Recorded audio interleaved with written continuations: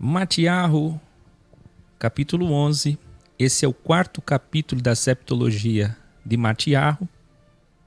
É o primeiro Evangelium, na fase intertestamentária, ainda Velho Testamento, transição para o Novo, vocês sabem, Tetelestai, Hebreus 9, grau 149.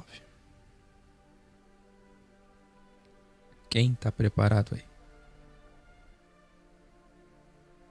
Quando Yahshua encerra o seu primeiro treinamento discipulado, ensino aos que fariam o que ele faz.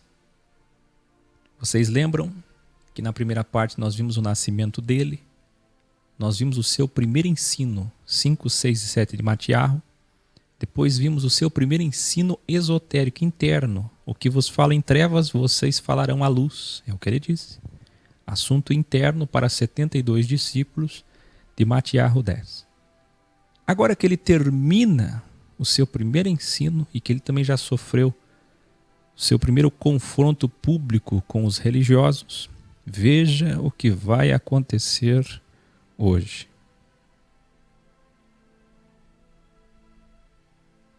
Ele foi então ensinar nas cidades dos discípulos, de cada um dos 12 ou de cada um dos 72, depende, diverge.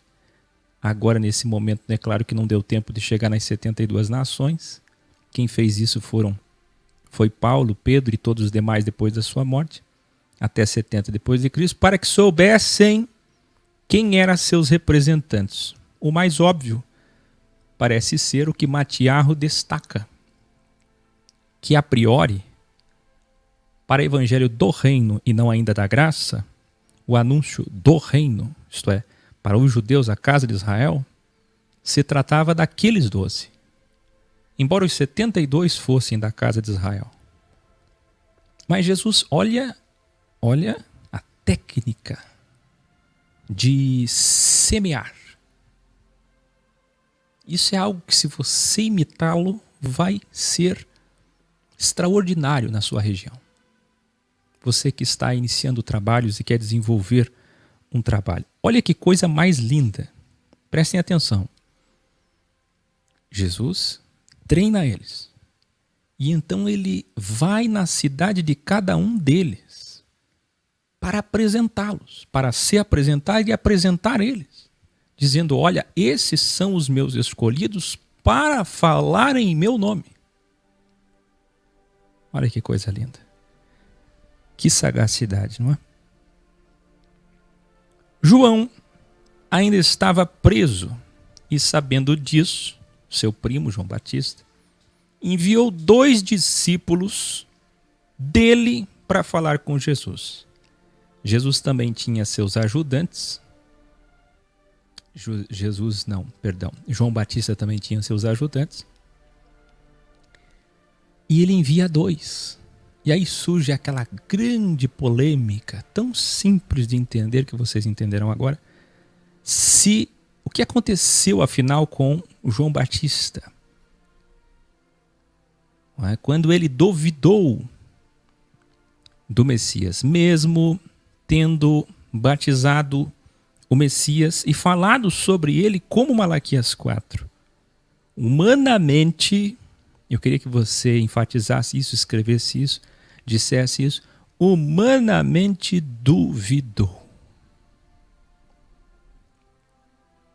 E mandou perguntar-lhe, você é o Messias ou ele ainda virá?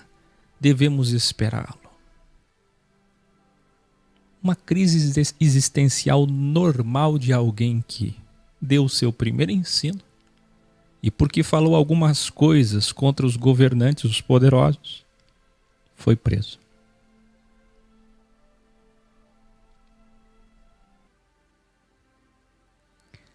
Imagine alguém que gostaria de estar lá fora, vendo a luz do dia e ensinando as multidões e acompanhando o crescimento de Jesus e se realmente era ele, sem receber muita informação na prisão.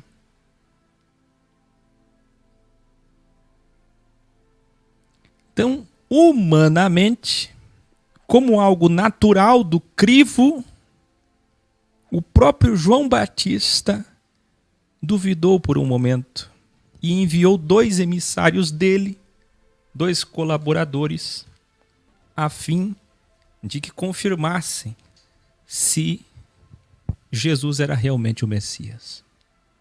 Jesus entendeu essa falha humana de João e disse aos 2, diga a João, meu primo, que os sinais acontecem. Aí ele cita uma gama de milagres, pessoas mortas que voltam à vida, cegos enxergam e tal. E principalmente o anúncio é feito aos pobres. O anúncio é feito aos pobres. Pobres aqui no original, preste atenção, quantos que distorcem essas palavras com ignorância. Pobres aqui é o mesmo sentido que Paulo utilizou em Romanos 14. Lembra do nosso estudo sobre os fracos? Em um dos graus anteriores? Fracos, debilitados, alienados, enfraquecidos pelas mentiras do sistema. Sabe o que é fraco aqui? São os oprimidos pelas cargas políticas, regras do governo, impostos, e oprimidos pelo fardo de 613 preceitos. Então não é pobre de dinheiro. É pobre porque aquelas pessoas estavam sofrendo. É pobre no sentido de alguém que vê com piedade outra pessoa que sofre. Então ele veio aos oprimidos. Oprimidos pelo quê? Pela máquina do poder. Escravizados. É anunciado o Evangelium, que é o anúncio do reino, a eles. Quando os 2 foram, Yeshua começou então seu segundo ensino à multidão. Estão preparados para o segundo ensino? Qual foi o primeiro? Mateus 5, 6 e 7. Agora é o segundo. Quando ele respondeu os 2, em voz alta, que alguns escutaram, enviou os 2 à cela de João Batista para dizer a ele que sim, ele é o Messias. É só ver os sinais. E ele tem cumprido o que diz o profeta, evangelizaria os pobres, os cativos, os presos no sistema. Escreva aí. Anunciar um reino de liberdade, de paz, para aqueles que estavam presos, oprimidos nas mãos de homens poderosos, que usavam a Bíblia para escravizar, que usavam o seu cargo, a sua patente política para escravizar e dominar outros homens. O povo, a multidão. Então aquela multidão escutou aquilo, ele se vira a ela, envia os 2 emissários de João e começa o seu segundo ensino. É, portanto, a segunda doxia jesuína. Vamos ver o que ele tem a dizer agora.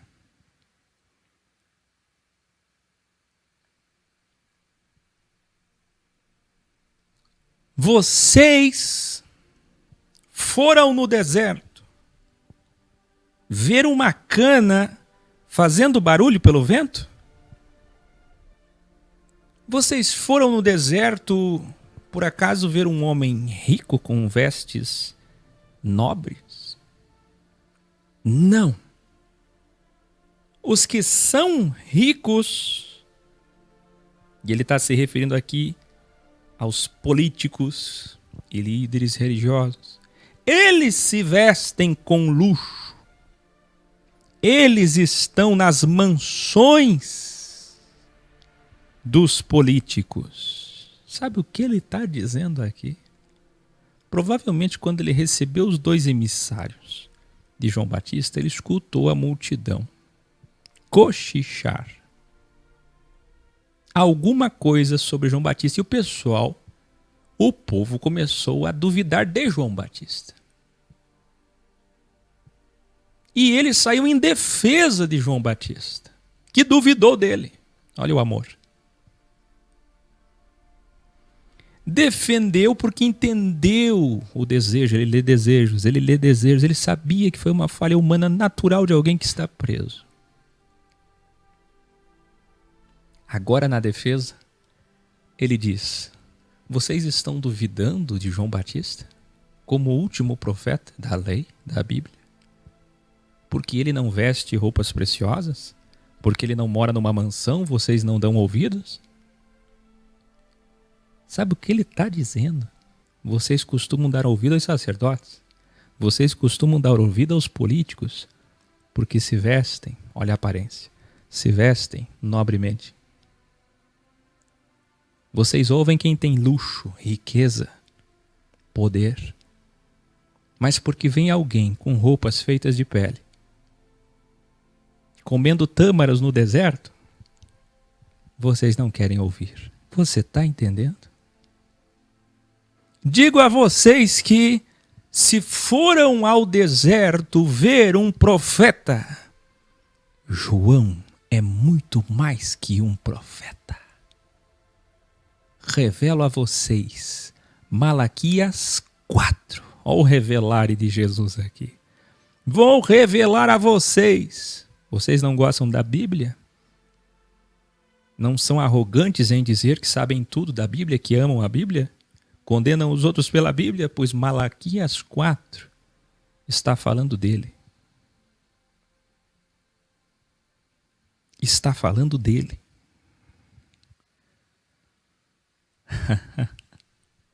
Ele é o meu anjo enviado para preparar o meu caminho. Ninguém que nasceu de mulher é maior que João. Mas o que for o menor do reino dos céus será maior que ele. A Bíblia encerra em João: ele é o Elias que havia de vir. Olha isso. Que coisa mais linda.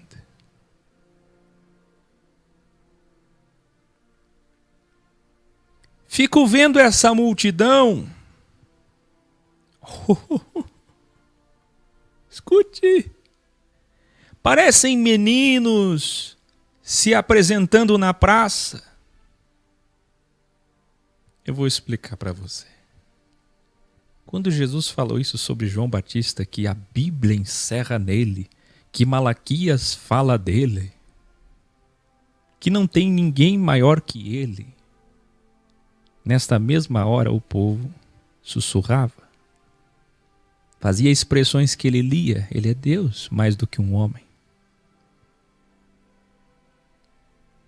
E Jesus, não gostando da reação da multidão e conhecendo o que eles pensavam, se volta para eles e faz uma coisa que eu sempre faço aqui no programa e nas reuniões por onde vou. Olha o que Jesus faz.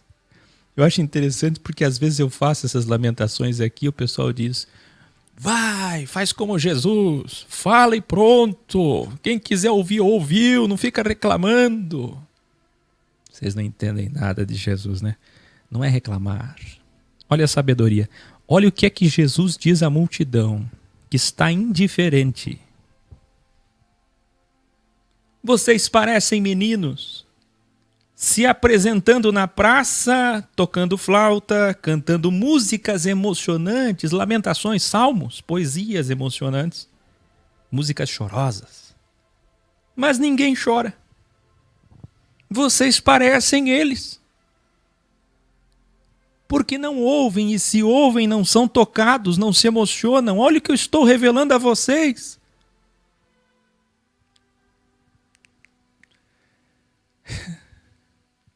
Me senti tão bem. Me sinto tão bem quando escuto isso de Jesus. Porque eu faço isso sempre. Eu fico indignado quando estou dando um revelar algo importante, uma luz. que era para as pessoas se emocionarem, e elas estão como esses meninos, toca a flauta, encanta a multidão e faz de tudo na praça para as pessoas virem, para as pessoas prestarem atenção, para as pessoas ajudarem, para as pessoas se aproximarem. E os meninos fazem de tudo na praça e cantam, lamentando, poesias e salmos, e o povo está indiferente.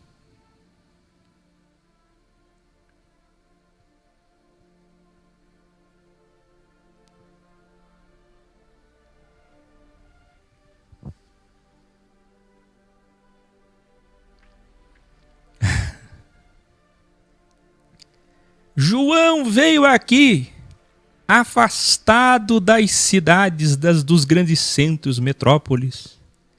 Não sentava com pecadores, não bebia vinho e nem comia com vocês, não participava de festa com vocês. Ele era o Elias diante de vocês. E o que vocês disseram? Que ele tem demônio. Você percebeu que o primeiro ensino dele foi direto a tudo que eles aprenderam errado. A doxia. E agora não. Agora ele está confrontando a multidão. Os líderes religiosos ele já vai confrontar, mas ele está confrontando a própria multidão.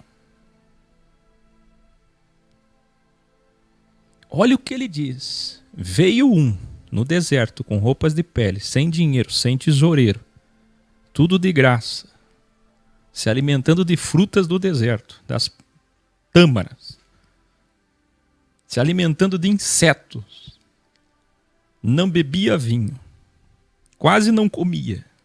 É o que diz na escritura, na tua Bíblia, por jejum, é que ele quase não comia. Não é jejum que você pensa, não. Quase não comia. Não sentava com ninguém, não participava de festa. Uma vida exemplar. Só anunciando e preparando o caminho do Messias. E vocês dizem o quê? Que ele tem demônio. Não é assim que toda a Bíblia faz? É só o que ele sabe dizer, herege, demônio.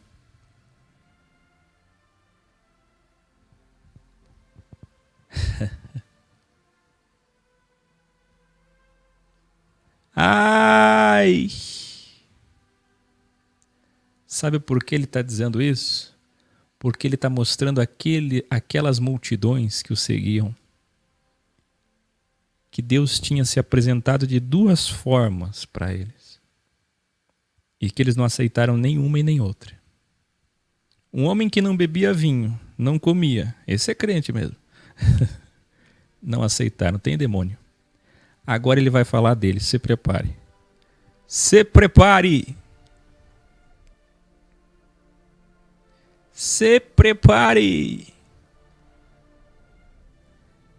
Agora eu estou aqui porque sou homem jovem. Porque eu como com vocês, porque eu vou nas festas. Porque eu bebo vinho, viu? Você que fica discutindo se era vinho, não era. É vinho.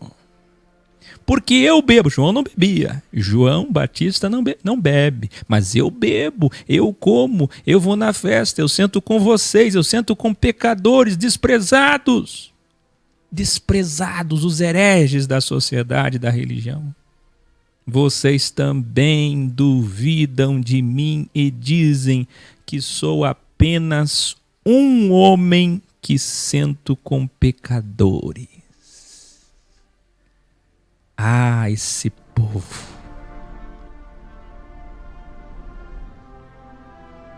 Revelare. Jesus, nosso supremo mestre, diz em seguida: mas a sabedoria, ele está falando da Sofia, é comprovada pelos frutos que a acompanham. Quem entendeu?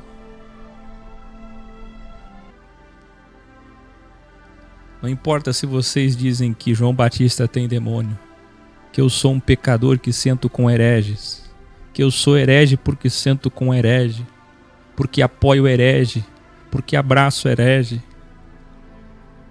Não importa. A sabedoria é comprovada não pelo que vocês dizem, mas pela minha vida.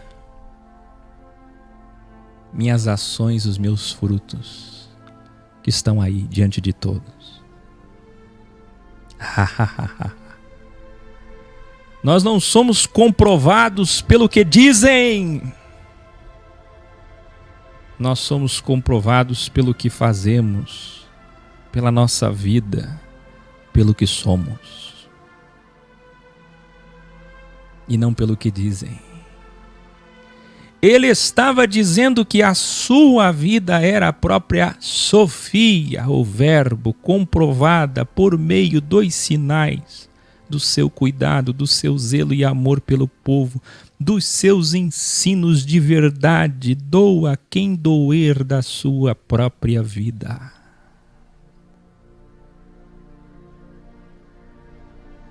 E então ele chega no santo grau, no final do seu segundo ensino. Jesus, indignado com as multidões que não criam nele, nem em João, embora ele soubesse que isso aconteceria, o homem Jesus não pode deixar de se indignar. A indignação faz parte do justo. Começou a denunciar que justo nas cidades onde ele mais fez milagres, era onde menos criam nele. Escreva aí. O povo que viu fogo e maná descer do céu era o povo que menos acreditava nele. Quem? Israel no deserto, 40 anos. Agora, as cidades que Jesus mais fazia milagres eram as cidades que menos acreditavam nele. Você deve lembrar de Corinto, uma das cidades que mais aconteciam coisas que eram sinais para que os que não conheciam a verdade pudessem crer. E era a eclésia de Corinto a mais problemática. Eu já disse isso. Parece que quanto mais se aproximam da Bíblia, mais longe de Deus ficam. Não é uma regra, mas isso tem acontecido tanto. Ó, minha imagem aqui está distorcida. Daqui a pouco ela ajeita. Vamos mais.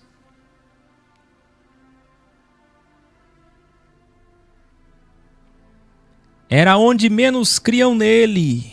Com ousadia, então, ele disse: ai de vocês!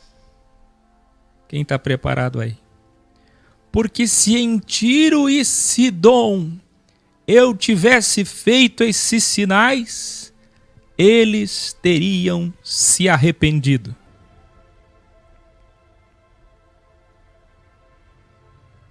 O tolo é previsível. O tolo não tem incidência de luz própria.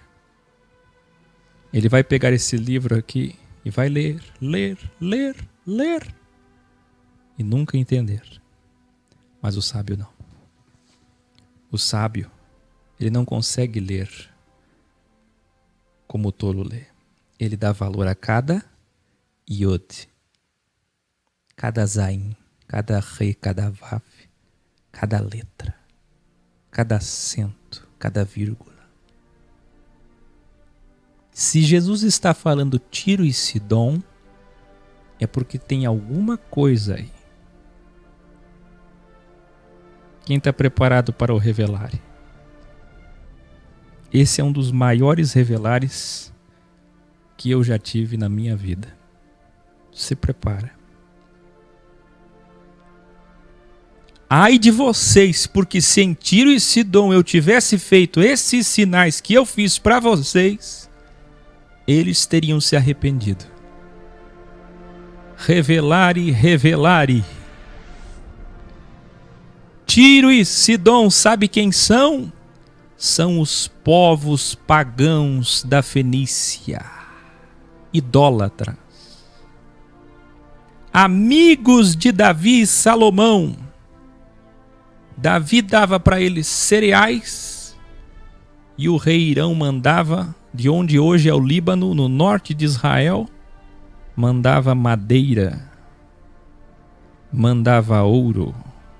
Lembra que eu falei do pau-brasil ou cedro?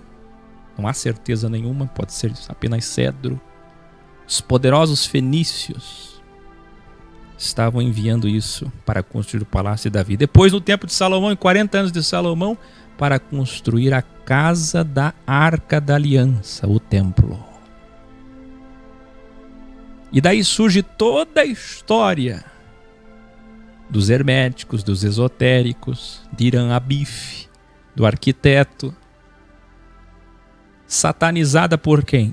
Pelos cristãos. Mas é Jesus quem está dizendo que aqueles fenícios que adoravam Baal, que adoravam Astarte, que adoravam Astarote, que adoravam deuses, lembra dos 72? Se tivessem visto, lembra da verdade relativa?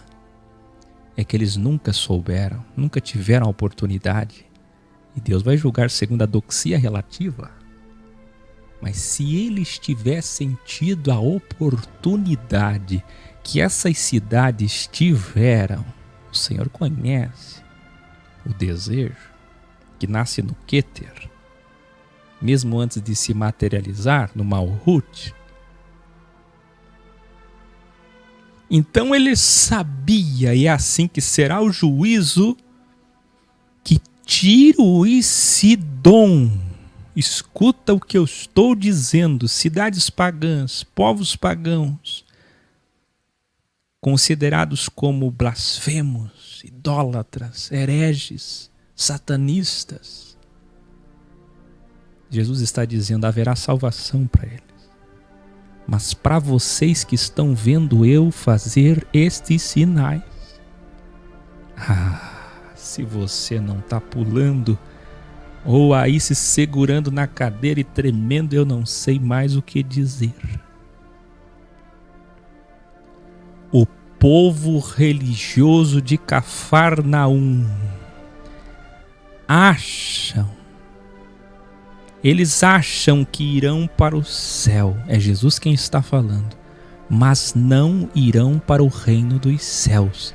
Eu digo, eles irão até as profundezas além do Seol túmulo, para rehologramação. Você está entendendo?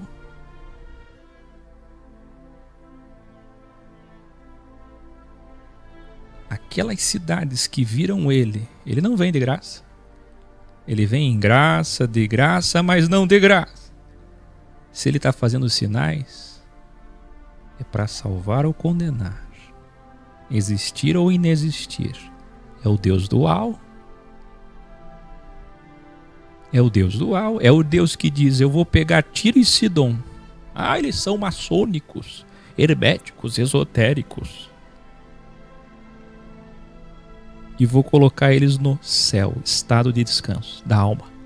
E vocês, que viram tudo isso e ainda duvidam, que chamam João Batista de demônio, que dizem que eu sou pecador porque sento com pessoas desprezadas, vocês vão para as trevas exteriores. Por favor, que revelare. Se eu tivesse já no meu cenário público, eu estava gritando e correndo.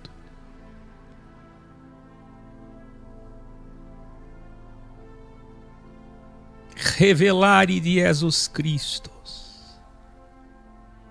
Se eu tivesse feito esses milagres em Sodoma,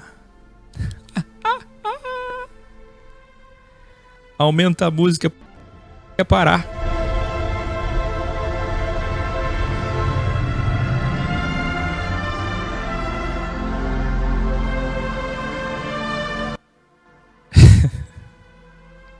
Não bastasse ele citar Tiro e Sidom. Você sabe o que é Tiro? É a passagem de Nabucodonosor.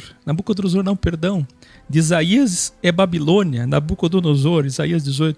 Mas Ezequiel é a passagem do rei de Tiro, que se refere ao grande Lúcifer, que deu todo aquele erro da Vulgata Latina, você está entendendo?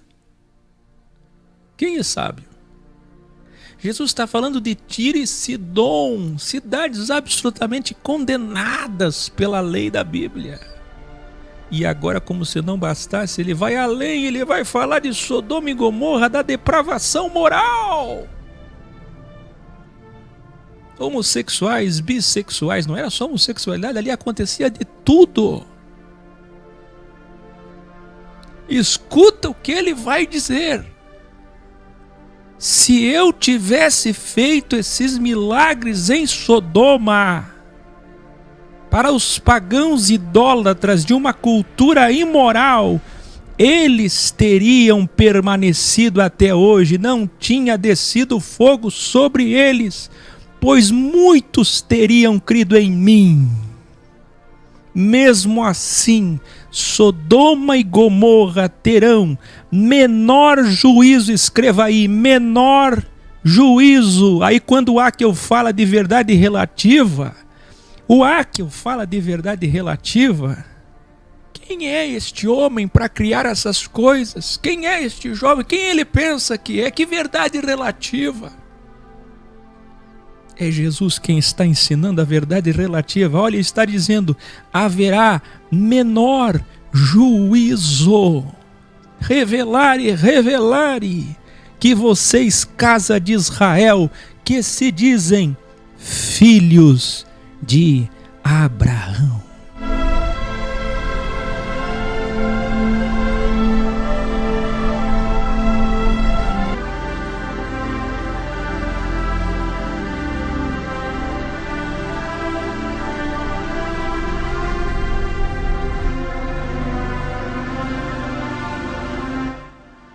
Esse é o Jesus que ninguém conhece. Ninguém entenda. Iluminare. É nesse contexto que Yahshua diz, o Criador de tudo.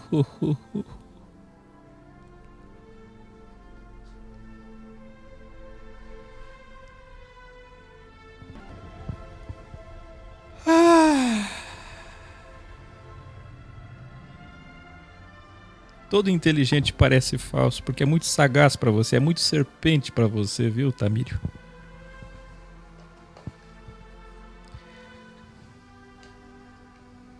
É funcionar a câmera ou não? Aqui, hoje a câmera tá dando errado. Deixa eu ver se eu conserto isso aqui.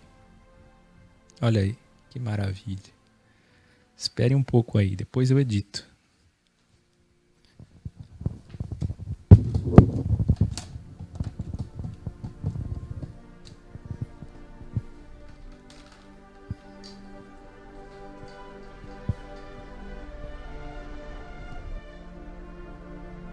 Aguardem um momento. Segura aí.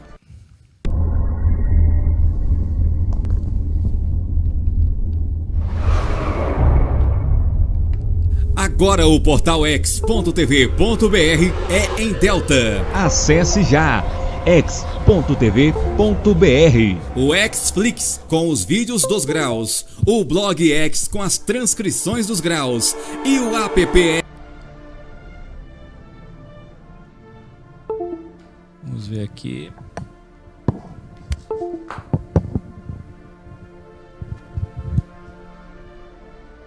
Pensa que é fácil fazer tudo sozinho? E ainda vem um cidadão me dizer que eu tenho cara de falso? Ô maligno. Tudo sozinho. Olha aqui, cadê minha equipe? Um dia eu vou ter cameraman. Não é fácil não.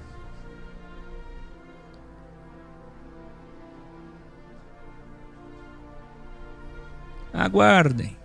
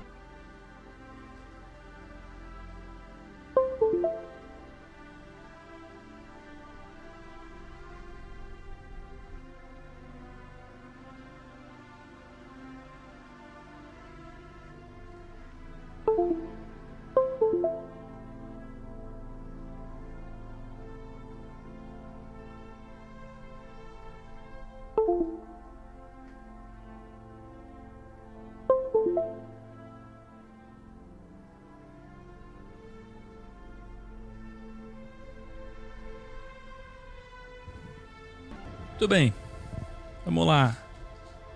Que pena, né, que está acontecendo isso hoje. Ela sempre foi perfeita, essa câmera aqui. Essa é a placa. Muito bem, um dia, para quem viu eu começar há muitos anos atrás, todo dia com sofrimento, hoje eu estou no céu. Mas um dia eu vou estar mais no céu ainda. Um dia eu vou ter uma equipe que vai fazer tudo isso para mim e vai deixar eu só no que realmente eu fui preparado para fazer. Não é fácil. Vamos lá.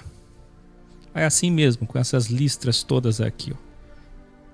Não vou deixar de terminar. Vamos lá. Estão preparados? Meus queridos, quantos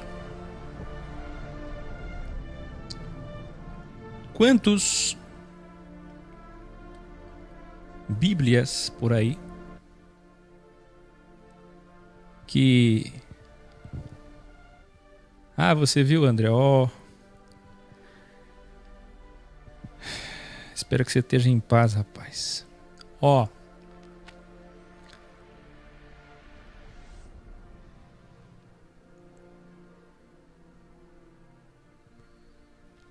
quantas vezes vocês viram os Bíblias?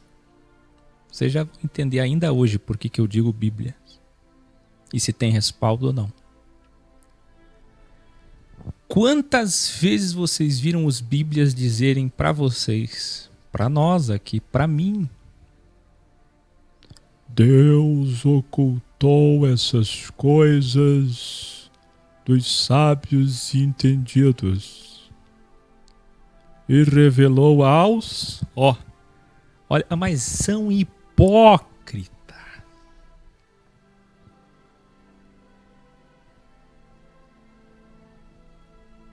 São muito hipócritas, porque eles fazem assim: Deus revelou, Deus ocultou essas coisas dos sábios, apontando para você, apontando para o Áquio.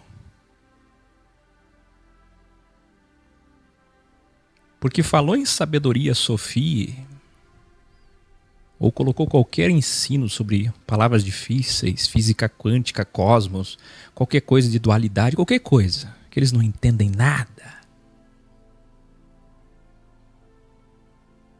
Então pronto, lá vem a Bíblia Sagrada. E como é que eles dizem? Deus ocultou dois sábios, apontando para vocês e para mim. Dois sábios. E revelou ao dedinho aqui, ó, se convertendo. E revelou aos pequeninos. A frase é de profunda arrogância. Descontextualizar um texto para se defender e não querer ser confrontado, evoluir e aceitar que está errado. Aceitando a tradição daquilo que aprendeu errado e dizendo pequenino. Como um pequenino usa a Bíblia para atacar os outros e condenar os outros?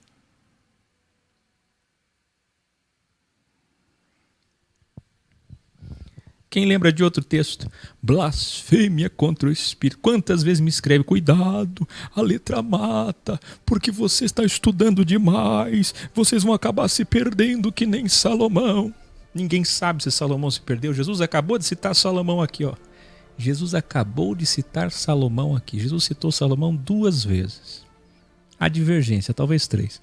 2 vezes. E as 2 foram positivas. Uma neutra e uma positiva. Ele acabou de citar Tiro e Sidom. Se Tiro e Sidom, Sodoma e Gomorra podem estar lá, entenda o lá, imagina Salomão. Quem é que diz que ele se perdeu? Sabe, eu durante muito tempo, isso é tão terrível que isso ficou até dentro de mim durante muitos anos. Salomão acho que se perdeu. Salomão, teologia maldita. E para deixar claro, a letra que mata de 2 Coríntios 3 é o quê? A Bíblia. A própria, essa Bíblia que matou Jesus, que matou profetas, que matou tanta gente. A arma. A lei de Moisés, e hoje é a lei de quem? Usam a lei de Cristo que eles nem conhecem, que pregou contra eles, usando contra nós. Agora se prepara, porque vocês já estão aptos para entender em qual contexto está presente este trecho de Jesus Cristo. Se prepara, vocês já entenderam que ele falou do quê? Cita aí, coloca aí. Coloca aí. Sidom e Tiro. Escreveram? Sidom e Tiro. Agora escreva Gomorra, Sodoma, Gomorra. É neste contexto, logo depois de fazer isso e colocar toda aquela liderança religiosa e todos que desprezavam seus sinais, não acreditavam nele, nas trevas exteriores, é nesse contexto que ele diz o seguinte: se prepara aí, deixa eu aumentar a música, porque esse momento é surreal, extraordinário, histórico. O Criador de todos os céus, de todas as coisas, de todos os cosmos, o Supremo Ser,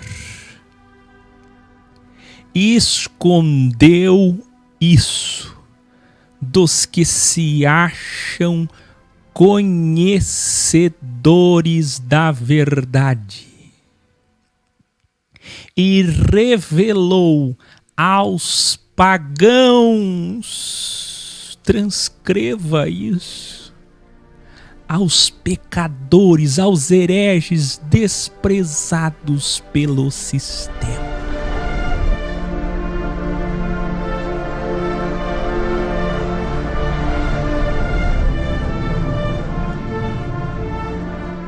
Você pode entender agora o que ele quis dizer. Ele quis dizer que aqueles que ele se referia, que ele acabou de colocar nas trevas exteriores, que andavam com a Bíblia condenando as pessoas, se achavam entendidas da lei de Moisés. Está falando deles. Eles se acham entendidos da lei de Moisés. Eles se acham sábios pela teologia. Não é assim?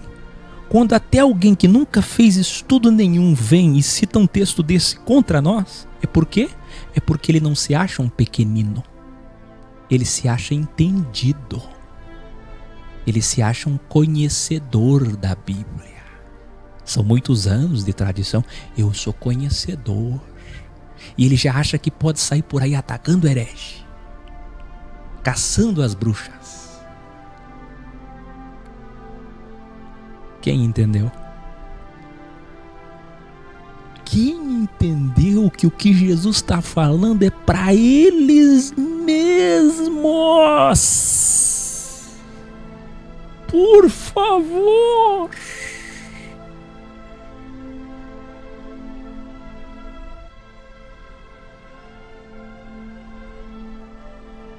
Que coisa mais linda! Os que acham que entendem, Deus ocultou deles. Eu quero que você escreva aí.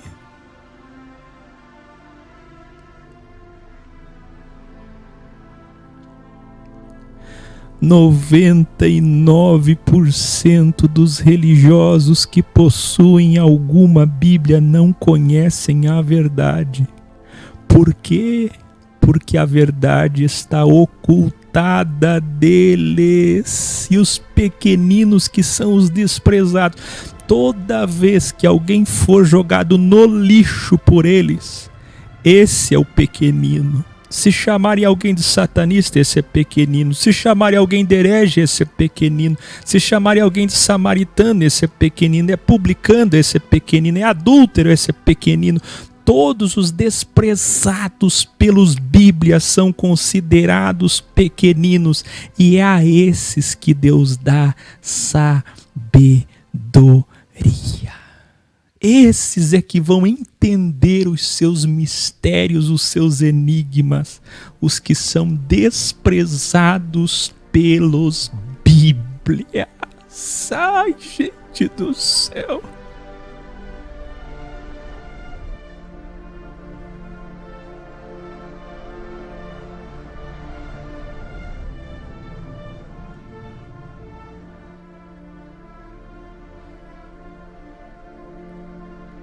É muito lindo. É muito lindo, é muito lindo, é muito lindo, é muito lindo. Por mim eu já parava aqui. Israel da Bíblia. Deus, sinagogas, eles são os entendidos. Os pseudo-sábios da Bíblia. Sodoma, Gomorra, Tiro, Sidom, os pagãos são os pequeninos. Tudo que eu falei em São Paulo,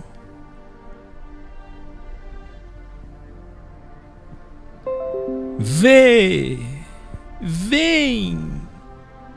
quantos que vêm nos julgar usando a Bíblia e dizer não julgueis.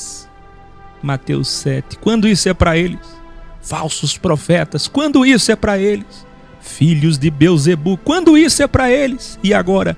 Escondeste essas coisas dos sábios e cultos e as revelaste aos pequeninos, descontextualizando sem conhecer o verdadeiro Messias, quando na verdade isso é para eles.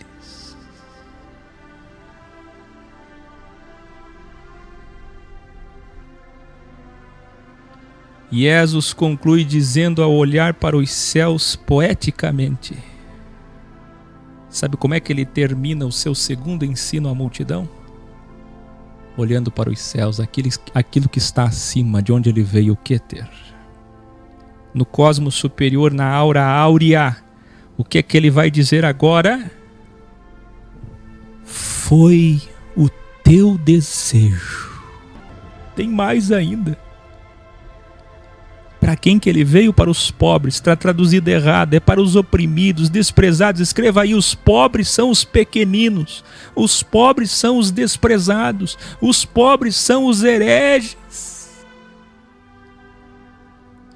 Venham a mim todos os oprimidos por esse sistema, e eu serei o verdadeiro sábado para vocês.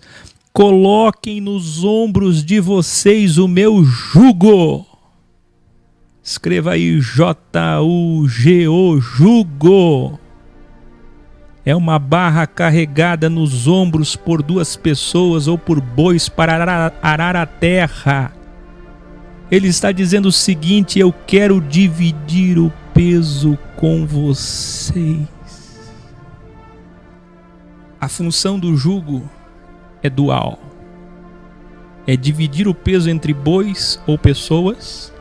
Mulheres que carregam, por exemplo, aquela vara com as trouxas de roupa quando iam lavar no rio, os fardos de cereais, a colheita, dividia junto, assim como carregavam os levitas a arca da aliança, você lembra? Dividia o peso. Quando se carrega um caixão, para você entender. Primeira função, dividir o peso. E a segunda função é guiar, porque você não pode sair dali. Se você tiver com o jugo dele, você não pode ir nem para a direita, nem para a esquerda, nem para a direita, nem para a esquerda. Você tem que seguir o que o mestre está dando a diretriz. Ele é o líder do jugo. É o jugo dele.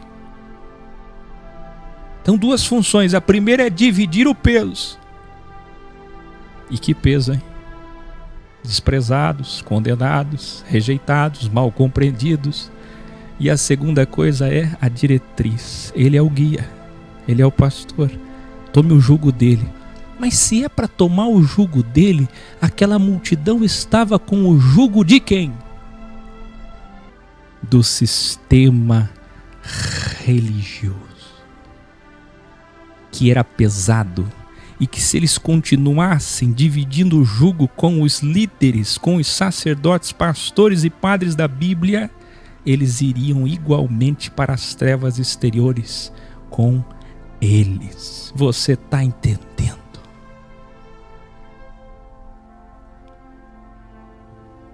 Ele vai dividir o peso com vocês e guiá-los. O jugo dele é leve, porque a verdade não é dogmas. Ele estava livrando eles de 613 dogmas bíblicos, regra sobre regra. E a barra seria direcionada por ele e não os sacerdotes.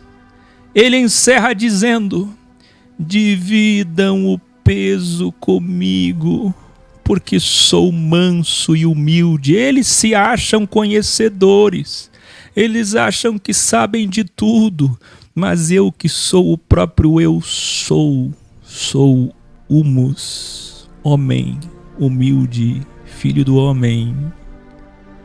Os sacerdotes eram rigorosos e arrogantes, como supracitados, se achavam entendidos. Se escolherem dividir comigo o peso, vocês encontrarão paz nas suas consciências, pois o meu jugo e o meu peso é sem culpa e sem medo, suave e leve.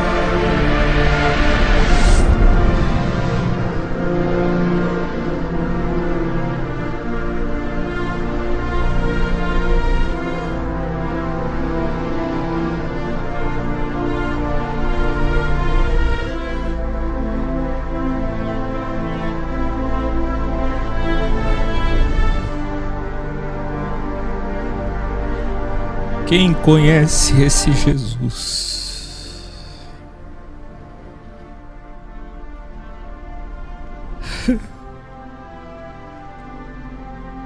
Quem conhece Ele?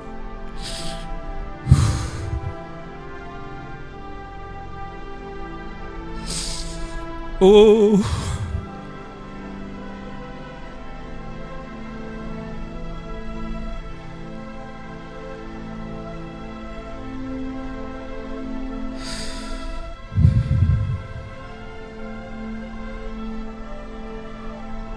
Mateus 12.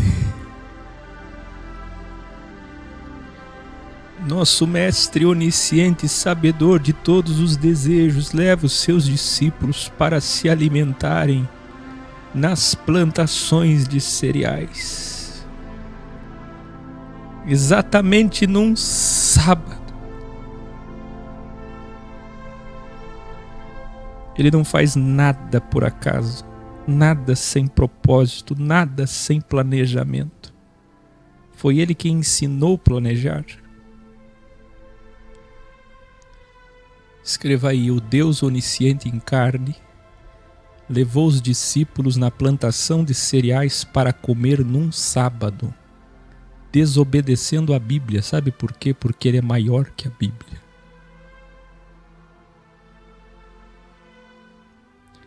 E ele fez isso sabendo que teriam sacerdotes, pastores e padres lá para condená-lo. Ele provocou de propósito. Escuta o que é que Jesus vai fazer. Ele vai descumprir a Bíblia de propósito.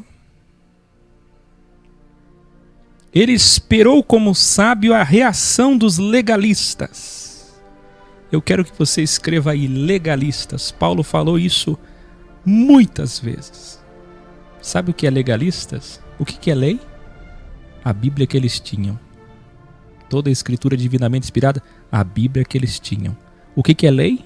A Bíblia. O que é legalista? Bíblias. Então, quando eu chamo as pessoas de Bíblias, eu estou fazendo a mesma coisa que Paulo. Legalistas. Pessoas que condenam os outros pela lei, a letra que mata. Está entendendo? Agora. Revelare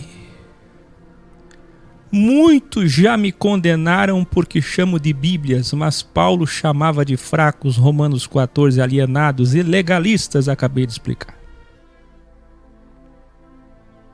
Os Bíblias, vendo aquilo, o tolo é previsível. Por que um rato cai na ratoeira? Porque é tolo. É ou não é? Por que um peixe, dependendo da espécie, mais tolo ainda? O bagre, por exemplo. Por que um peixe cai no anzol? Porque é tolo, previsível. Mas Deus os fez assim, porque senão nunca seriam capturados. Agora veja, os Bíblias que não evoluíram e que se acham entendidos, embora digam que são pequeninos, eles são previsíveis. Então Jesus levou os discípulos para comer na plantação de cereais, num sábado. Eu posso até imaginar ele planejando isso.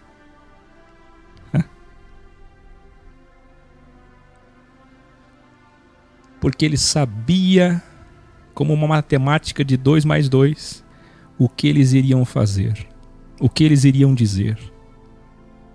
Eles só sabem papagaiar. E disseram justamente, o tolo é previsível, olha o que eles disseram: olha, os seus discípulos estão se alimentando dos cereais no sábado, desobedecendo a Bíblia Sagrada. O sábio só espera a reação com a tréplica pronta. Jesus treplicou: vocês dizem que entendem da Bíblia, e por acaso nunca leram o que diz na Bíblia de vocês? Nunca leram que Davi e seus companheiros foram comer no templo os pães do altar quando estavam com fome? Eram pães destinados apenas para os sacerdotes, e ele e seus companheiros comeram daqueles pães? E não está na vossa Bíblia que os pastores e padres no templo desobedecem esse dogma justamente no sábado, e contudo Deus não os coloca culpa? Revelare. Eu vos revelo que eu sou maior do que o templo. Os olhos dos fariseus se arregalaram. Olha, vai ter que arregalar mais, porque Jesus disse: eu vos revelo ainda mais. Eu sou maior que o sábado. Eu sou Senhor da lei, Senhor do sábado. Eu sou a Bíblia viva.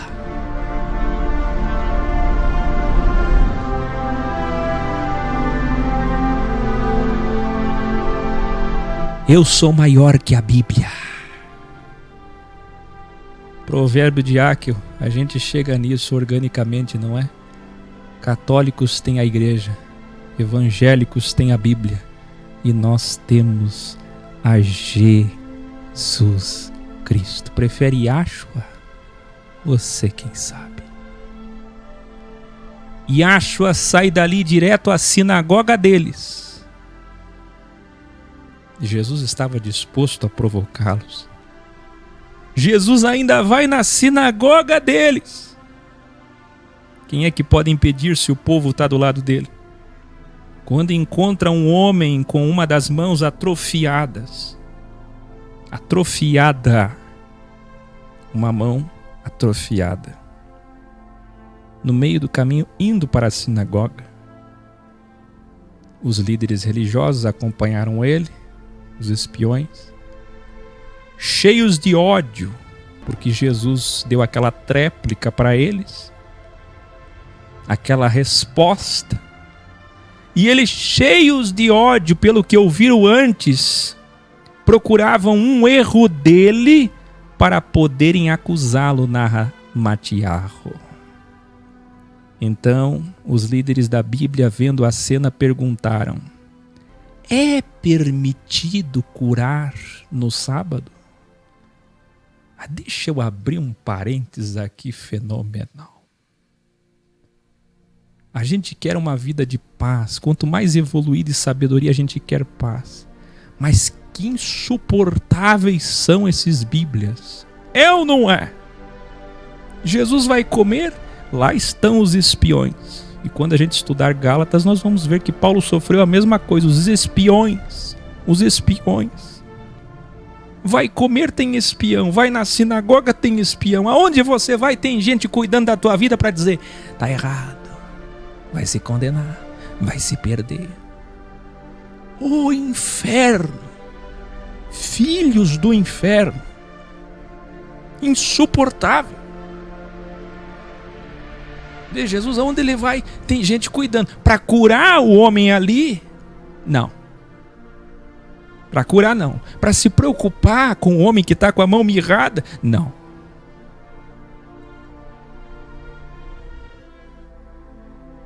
É permitido curar no sábado?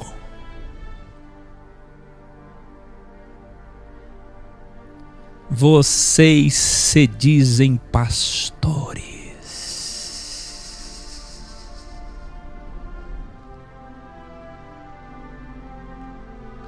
mas não cuidam do povo. Qual de vocês, se uma ovelhinha cair num buraco justamente no Shabá, não vai tirar ela de lá? Ora, um homem vale mais que uma ovelhinha. Portanto, a Bíblia, que vocês nunca entenderam, sempre permitiu fazer o bem no sábado.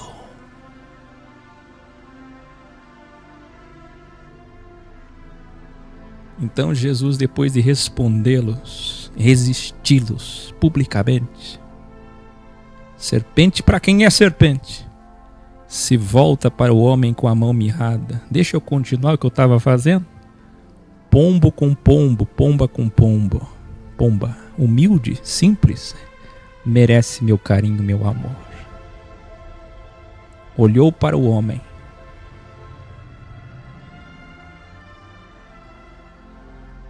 E com ternura disse: estenda a tua mão. Na mesma hora, as duas mãos ficaram igualmente sãs. Por terem sido envergonhados em público, porque eles vêm provocar em público. Você está vendo o chat aí, né? Eles vêm provocar em público e aí não querem resposta em público. O elegante, ele discorda com elegância, mas ele diz: mestre, mesmo discordando, quero tomar um café com você. Mas quem tem ódio tem diabo, é isso aí, ó. Sempre foi assim, sempre será, nunca mudou. Por terem sido envergonhados em público, diz Matiarro, a liderança bíblica se reuniu e começaram a conspirar, disse Mateus, como poderiam matar Jesus. É a primeira vez que eles decidem planejar a morte de Jesus, porque foram humilhados em público. E aí Jesus continua: os hipócritas preocupados com o sábado, preocupados com dogmas bíblicos, aqui sou eu dizendo, que nunca entenderam nenhum dos dogmas que defendem, mas podem odiar e matar. Escreva aí: preocupados com o sábado, preocupados com o dogma, preocupados com preceitos da Bíblia, mas odiar que a Bíblia principalmente como essência condena, isso eles fazem. Mas matar, eles estavam planejando a morte dele. O sábado é condenável, mas matar em nome de Deus não. Olha a cegueira, e é assim que será o anticristo, meus queridos. Tenho revelado a vocês, o anticristo vem de Roma, o anticristo vem da Turquia.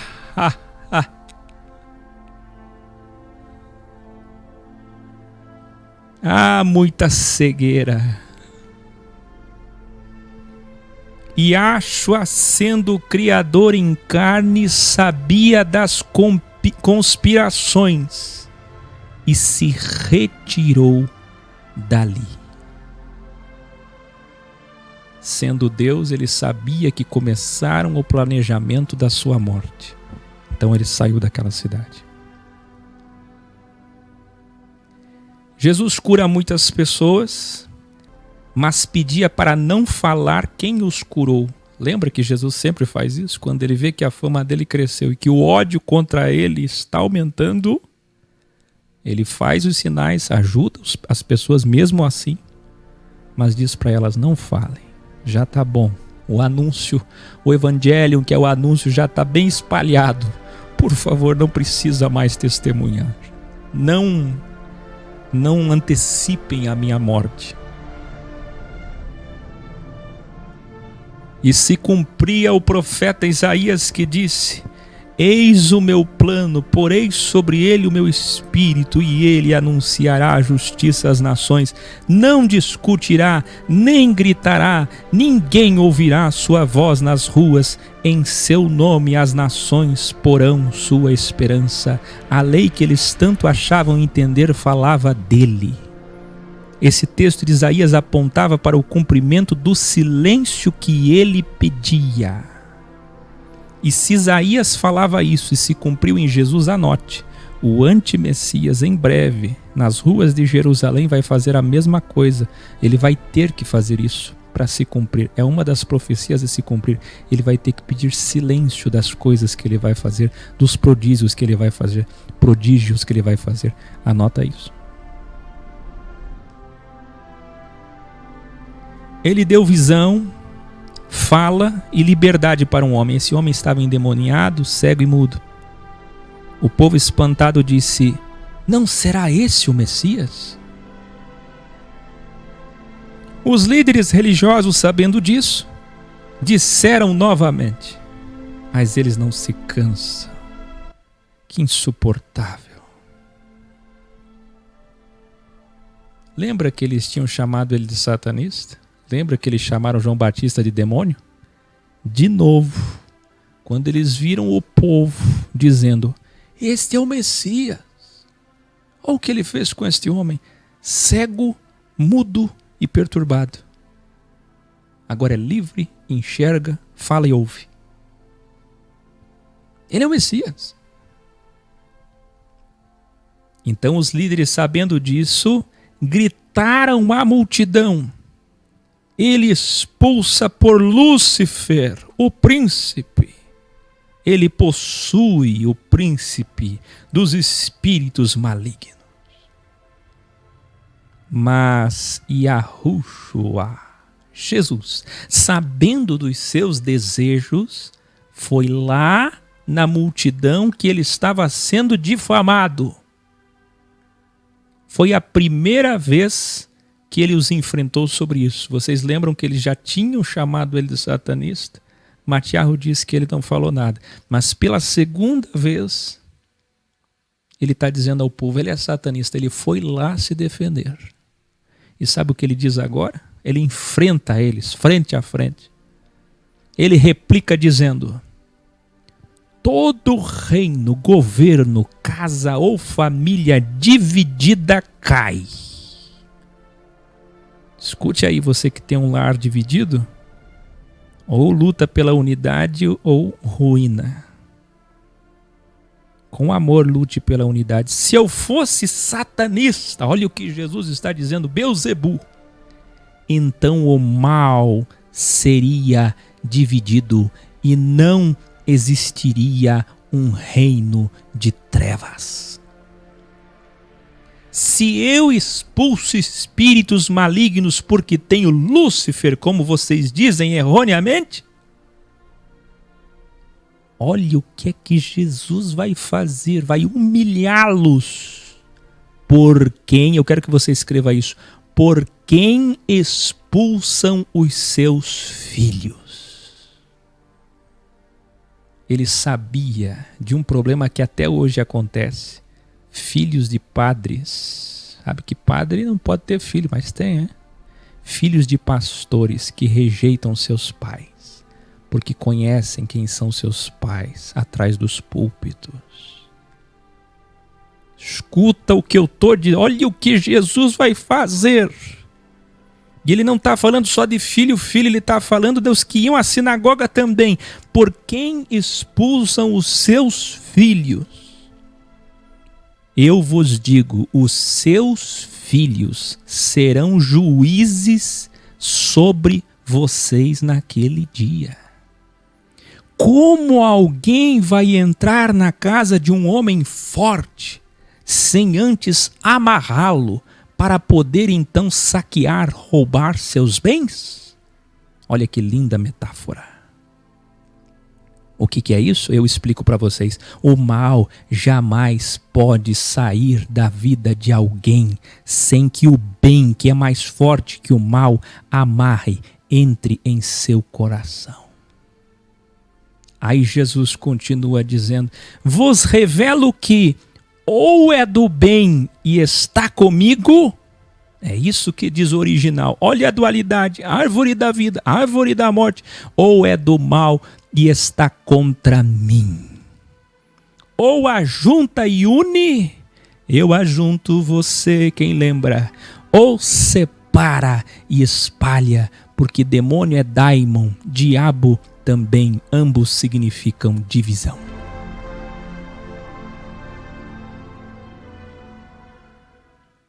Sabe o que ele estava falando? Revelare. Os vossos filhos são contra vocês. A família de vocês, pastores, é dividida. Vocês não têm nem eles ao seu lado. Vocês não conseguem nem criar eles. Porque o mal vence na vossa casa. O vosso reino, a vossa casa, a vossa família está dividida. E divisão é demônio, divisão é diabo. Então, se existe algum reino do mal aqui, é na casa de vocês.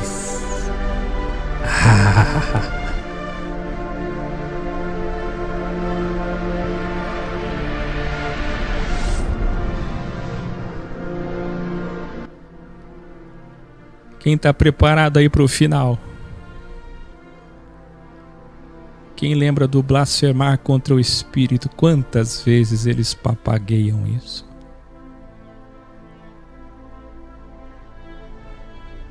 Estão preparados para entender em qual contexto original, purificado, está esse texto? E para quem ele é? Vocês já devem saber. Vocês já devem saber. É neste contexto que está um famigerado texto usado pelos legalistas de hoje para colocar medo nas multidões. Agora vocês poderão entendê-lo. E diz Jesus, se prepara. Todo o erro do corpo e palavras malditas podem ser perdoadas. Mas quem falar mal de quem faz o bem, isto é, que tem o Espírito, não será perdoado. Iluminare, blasfemar contra o Espírito é falar mal, diabo, do bem, dividir uma união, atrapalhar uma missão do bem. Quando eles o acusavam de satanista, ele está dizendo: quando você falar mal de alguém que de fato está fazendo o bem, você não terá perdão. A blasfêmia contra o Espírito é o que vocês fazem, usando a Bíblia aqui e condenando pessoas que fazem um trabalho limpo. Não terá perdão. Escute.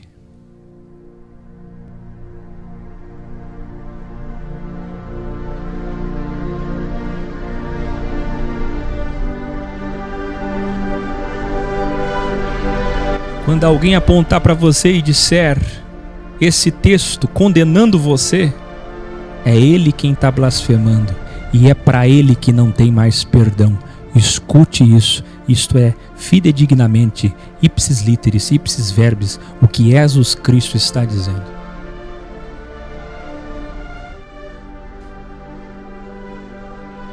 Ele continua: só existem árvores boas e árvores más. Olha a dualidade. E vocês, líderes religiosos, são uma raça de víboras. É o que está escrito. Como alguém pode esperar sair palavras boas de um coração mau? Pois como diz um provérbio, olha Jesus citando a sabedoria dos gregos, a boca fala do que está cheio a consciência.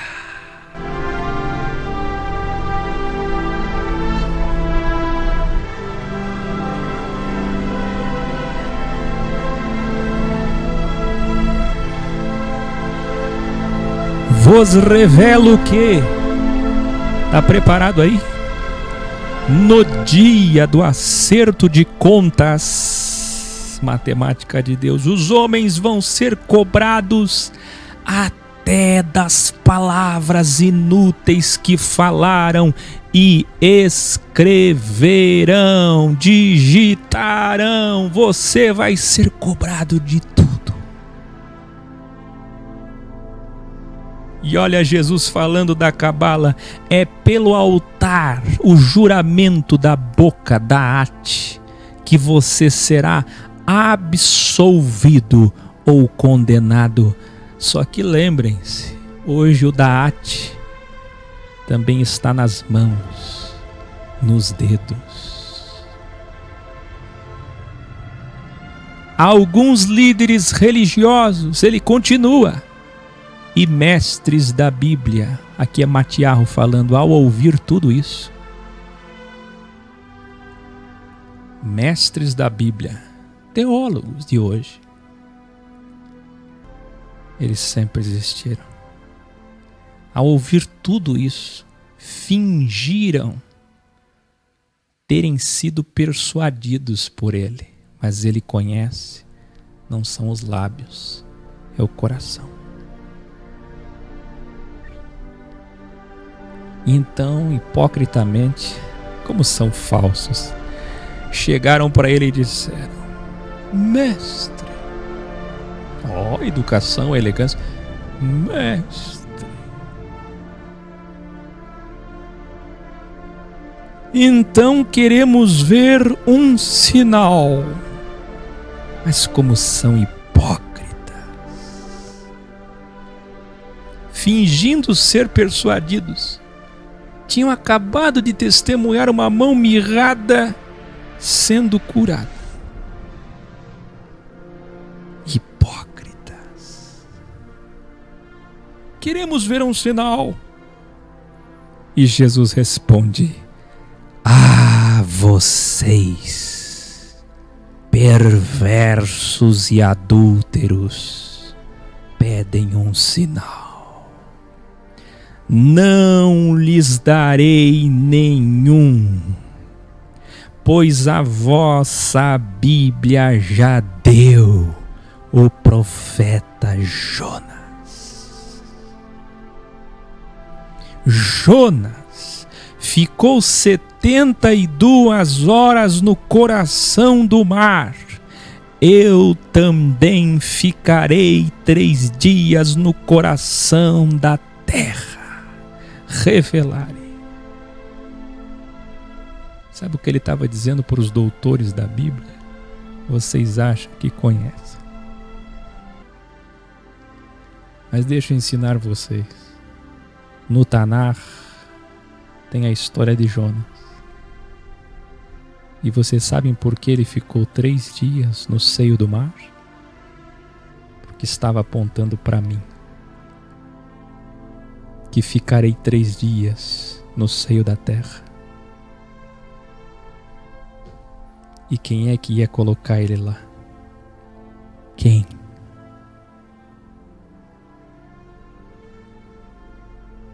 Ele continua. Estão preparados? Não bastasse o que ele falou de Tiro e Sidom, olha o que ele vai dizer agora.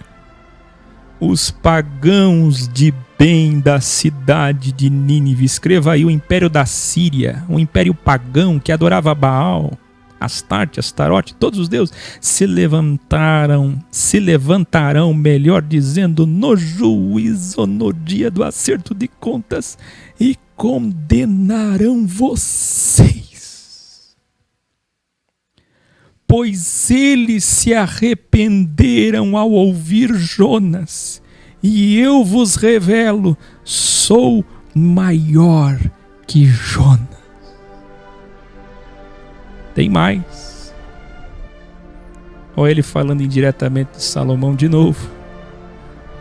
A rainha do sul, a rainha de Sabá, vai julgar vocês, a idólatra, a pagã, e condenar vocês. Sabem por quê? Porque ela veio de muito longe para ouvir a sabedoria de Salomão. E eu vos revelo, eu sou maior do que Salomão.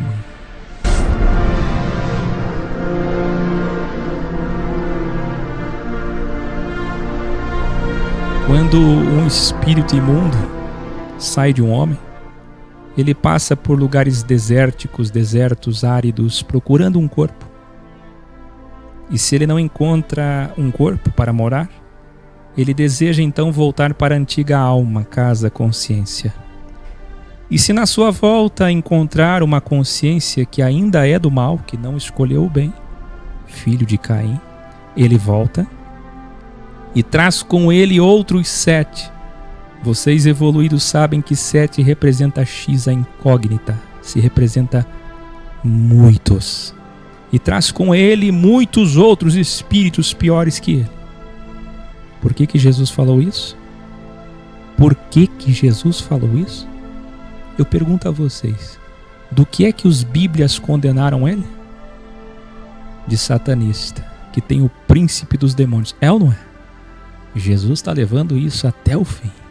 Olha o que ele vai dizer para eles. Ele contou isso e todo mundo tentando entender o que ele está falando e por que ele está falando. Olha o que ele vai dizer agora.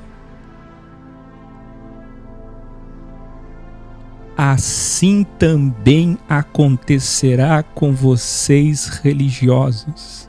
Ei, não são os desviados dos templos como eles mentem, colocando medo nas pessoas que recebem demônios no corpo, mas são os desviados da verdade, os religiosos. Ele está dizendo que 7 demônios a mais entram na casa, na alma, no coração, na consciência de quem é do mal. Em nome da Bíblia, em nome da fé, em nome de Deus. Onde é que os espíritos voltam a morar? Onde? Onde? Como deturpam até hoje, como fazem as piores coisas, mais banais, mais terríveis, mefíticas. Sempre foi assim e hoje ainda pior. Estando Jesus a falar e ensinar, enfrentar os religiosos, ele estava vendo uma multidão, enfrentando a liderança religiosa, a sua mãe e os seus irmãos.